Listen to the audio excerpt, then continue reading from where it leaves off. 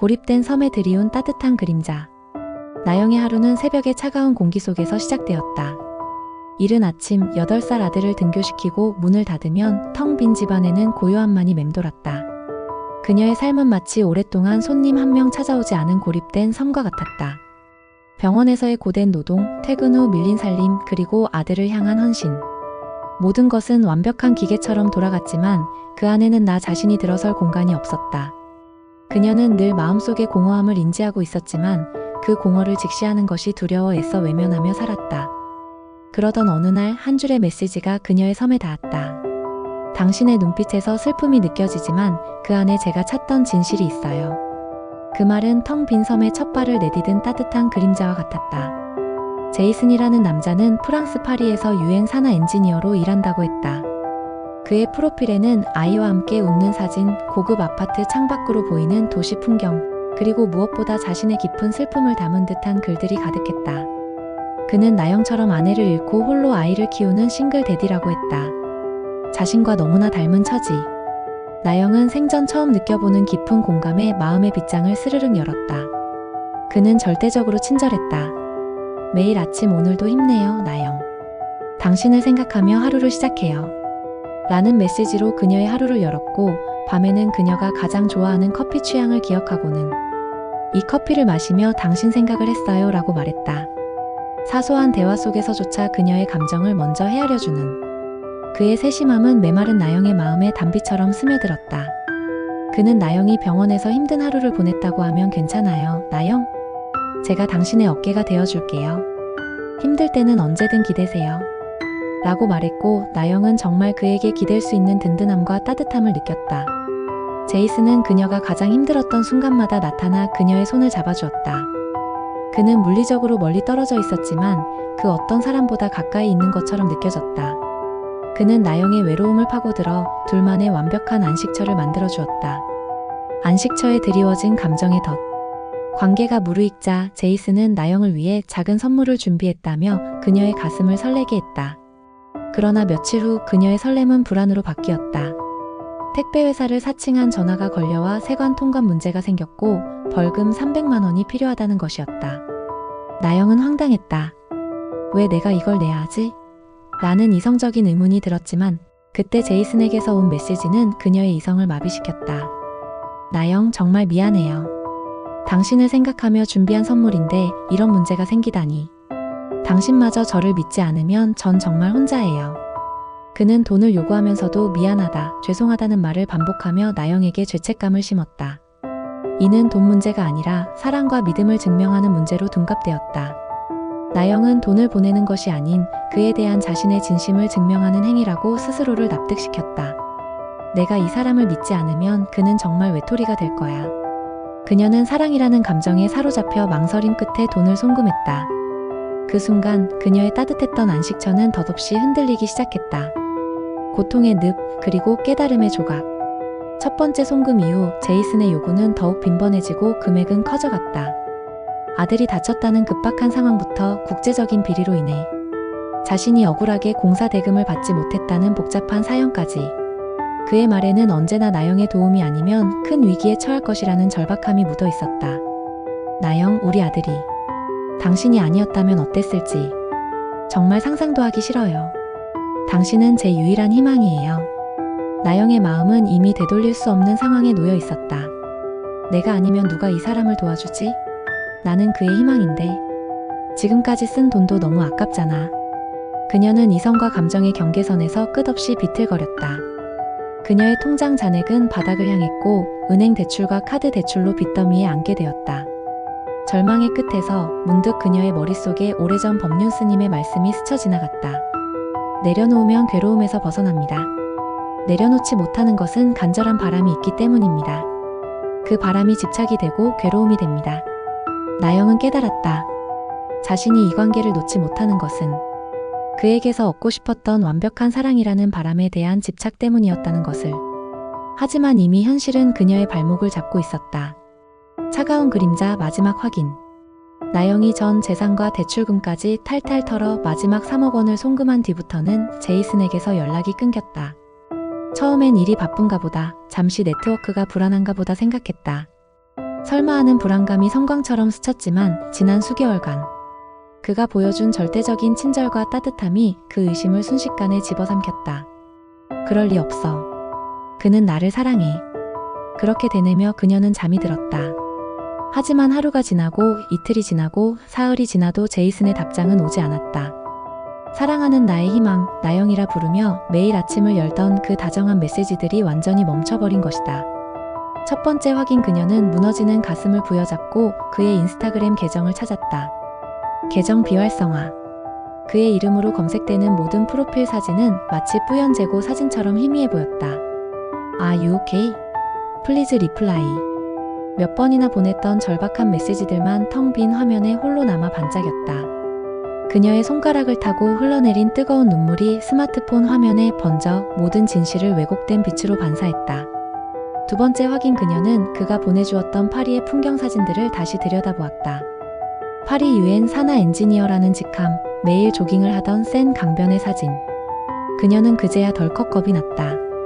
혹시나 하는 마음에 인터넷을 뒤지기 시작했다. 그가 말했던 유엔 프로젝트는 존재하지 않았고 그가 소속되어 있다고 말했던 회사 역시 위장된 이름이었다. 그녀가 애정을 쏟았던 모든 것들이 그저 가해자가 쳐놓은 허상이었음이 하나둘씩 드러났다. 그토록 따뜻했던 그의 말들이 이토록 차갑고 비정한 거짓으로 느껴지는 순간이었다. 세 번째 확인, 모든 희망이 사라진 절망의 순간 새로운 메시지가 도착했다. 당신이 제이슨에게 당한 사기 해결해줄 수 있습니다.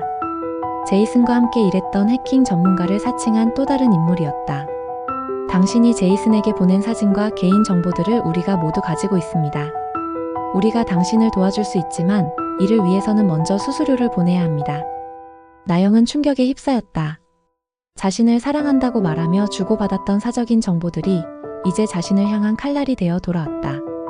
내 사진을 인터넷에 뿌릴 거야 라는 섬뜩한 협박이 담긴 메시지를 읽는 그녀의 손은 격렬하게 떨렸다. 그들은 그녀의 절박함을 이용해 2중, 3중으로 고통을 안겨주는 극도로 잔인한 모습을 보였다. 나영은 무릎이 꺾이며 차가운 바닥에 주저앉았다. 그녀가 믿었던 사랑은 철저한 기만이었고 그녀의 순수한 마음은 악의적인 범죄자들에게 이중으로 농락당했다. 제이슨의 사악함은 그가 마지막 순간까지 당신은 나의 유일한 희망이라고 속삭였다는 사실에서 절정을 이루었다. 사랑이라는 가장 아름다운 감정을 이용해 한 사람의 삶을 완벽하게 파괴하고 흔적도 없이 사라진 것이다. 마지막 용기와 대처의 길. 나영은 그 절망의 끝에서 겨우 숨을 내쉬었다. 그녀는 혼자라고 생각했지만 이 이야기는 단 한 사람의 비극이 아니었다. 로맨스 스캠은 피해자의 감정을 철저히 조작하고 신뢰를 악용하는 고도화된 사기 수법이다. 마지막 순간에 드러나는 가해자의 사악함과 철저한 속임수는 피해자에게 더욱 큰 충격과 배신감을 안겨주죠. 이러한 사기로부터 자신을 보호하기 위해서는 다음의 필수 상식들을 반드시 기억해야 합니다. 빠른 관계 의심, 너무 빠르게 친밀해지는 관계. 특히 깊은 감정적 유대감을 형성하려는 상대방을 경계해야 합니다. 진정한 공감은 시간을 먹고 자랍니다. 돈 요구에 대한 경계. 사랑은 감정이고 돈은 돈입니다. 사랑이 돈을 요구하는 순간 그것은 더 이상 사랑이 아닙니다. 절대 온라인에서 만난 사람에게 돈을 보내지 마세요. 제3자와 공유, 혼자서 판단하지 마세요. 누군가가 사적인 이유로 돈을 요구하거나 이상한 상황에 처했다면 반드시 가족이나 친구 등 제3자에게 먼저 이야기하여 객관적인 판단을 구해야 합니다. 만약 나영처럼 이미 피해를 입었다면 다음과 같은 대처법을 따라야 합니다. 증거 수집, 입금 증거, 대화 캡처본, 계좌번호 등 관련 자료를 빠짐없이 모아야 합니다. 즉시 신고, 지체 없이 경찰서, 사이버 수사대에 신고하여 피해 사실을 알려야 합니다. 전문가 상담, 금전적 피해에 대해서는 법률 전문가에게 상담을 받고 심리적 충격이 크다면 심리 상담도 반드시 고려해야 합니다. 나영은 이제 자신의 이야기를 세상에 알리고 있습니다. 그녀가 잃은 것은 돈만이 아니었지만 그 상실을 통해 되찾은 것은 그 무엇과도 바꿀 수 없는 용기였습니다. 그녀의 이야기는 사랑을 가장한 유혹의 순간, 그 감정의 뒤편에 숨은 돈의 그림자를 경계해야 한다는 우리 모두에게 던지는 깊은 경고의 메시지입니다. 사기범의 국적은 국내인일 수도 해외 거주, 국내인일 수도 혹은 아예 외국인일 수도 있어 수사의 초반에는 알기 어렵습니다. 하지만 수사기관은 범인의 국적과 위치에 상관없이 가능한 모든 경로를 추적합니다. 로맨스 스캠뿐만 아니라 해마다 국내는 물론 국제 사기가 늘어나고 있습니다. 로맨스 스캠은 사랑이라는 감정을 이용해 돈을 빼앗는 잔인한 범죄예요. 범인은 잡혔으면 좋겠지만 돈을 돌려받는 것은 현실적으로 아주 어려운 일입니다. 경찰은 어떻게 범인을 쫓고 피해 금액은 왜 되찾기 힘든지 알기 쉽게 설명해 드릴게요. 범인은 어떻게 쫓을까? 로맨스 스캠 사기범을 잡기 위한 수사는 크게 3단계로 이루어져요. 범인이 국내에 있든 해외에 있든 마찬가지입니다. 돈의 흐름을 쫓는 자금 추적. 가장 먼저 하는 일은 여러분이 보낸 돈이 어디로 갔는지 확인하는 거예요. 경찰은 은행에 자료를 요청해서 돈이 입금된 계좌를 추적하죠. 하지만 대부분의 경우 범인들은 이 과정이 쉽지 않도록 미리 준비해요. 대포 통장 대포 계좌 실제 주인이 아닌 다른 사람 명의로 된 계좌를 사용해요. 돈 세탁책머니 뮬돈을 받자마자 여러 계좌로 나눠서 보내거나 바로 현금으로 인출하는 역할을 맡은 사람들이에요. 돈이 순식간에 사라지는 거죠. 만약 돈이 국내 계좌에 남아있다면 압류할 수 있지만 대부분은 입금되자마자 인출되기 때문에 돈의 흔적을 쫓는 것 자체가 아주 어려운 일입니다. 디지털 발자국을 찾는 디지털 흔적 분석. 범인들이 남긴 온라인상의 모든 기록을 추적하는 과정이에요. 사이버 수사대는 다음과 같은 정보들을 찾아냅니다. IP 주소 범인이 메시지를 보낼 때 사용한 인터넷 주소. 접속 기기 정보 범인이 어떤 스마트폰이나 컴퓨터를 썼는지. SNS 계정 정보 사기에 쓴 SNS 계정이 언제 어디서 어떻게 만들어졌는지. 이런 디지털 발자국을 분석하면 범행에 사용된 여러 계정이 한 사람의 소행인지 밝혀낼 수 있고 범인의 위치를 파정할 수도 있습니다. 국경을 넘는 국제 공조 수사. 범인이 해외에 있다면 경찰은 인터폴과 같은 국제 수사기관의 도움을 요청해요. 다른 나라의 경찰과 협력해서 범인을 잡는 거죠. 하지만 나라마다 법과 수사 환경이 달라서 절차가 복잡하고 시간이 오래 걸릴 수 있어요. 피해 금액은 되찾을 수 있을까? 안타깝게도 로맨스 스캠 피해 금액을 되찾는 것은 현실적으로 매우 어렵습니다. 범인들은 여러분의 돈이 입금되는 순간 아주 빠르게 현금으로 바꿔버려요. 예를 들어 해외로 송금된 돈은 순식간에 인출되어 사라지기 때문에 법적 절차를 밟아도 사실상 회수가 불가능한 경우가 많습니다. 범인을 잡더라도 돈을 모두 사용했거나 재산이 없는 경우가 대부분이라 피해 금액을 돌려받기 힘들어요. 피해를 입었다면 채권 추심이라는 방법으로 돈을 돌려받을 수 있지만 범인이 잡히지 않았거나 재산이 없다면 이마저도 의미가 없습니다. 따라서 로맨스 스캠 피해의 핵심은 돈을 되찾는 것이 아니라 더 이상의 피해를 막는 것이라는 점을 꼭 기억해야 해요. 2차, 3차 피해가 더 치명적일 수 있으니까요. 로맨스 스캠 피해자가 해야 할 일. 만약 피해를 입었다면 망설이지 말고 다음 행동을 바로 시작해야 합니다. 모든 증거를 모으세요. 주고받은 메시지 캡처본, 송금 확인증, 상대방의 계좌번호 등 모든 자료를 빠짐없이 모아야 해요. 즉시 신고하세요. 가까운 경찰서 사이버 수사대에 바로 신고해야 합니다. 전문가와 상담하세요. 금전적 피해는 법률 전문가에게, 정신적 피해는 심리 상담을 받는 것이 큰 도움이 됩니다.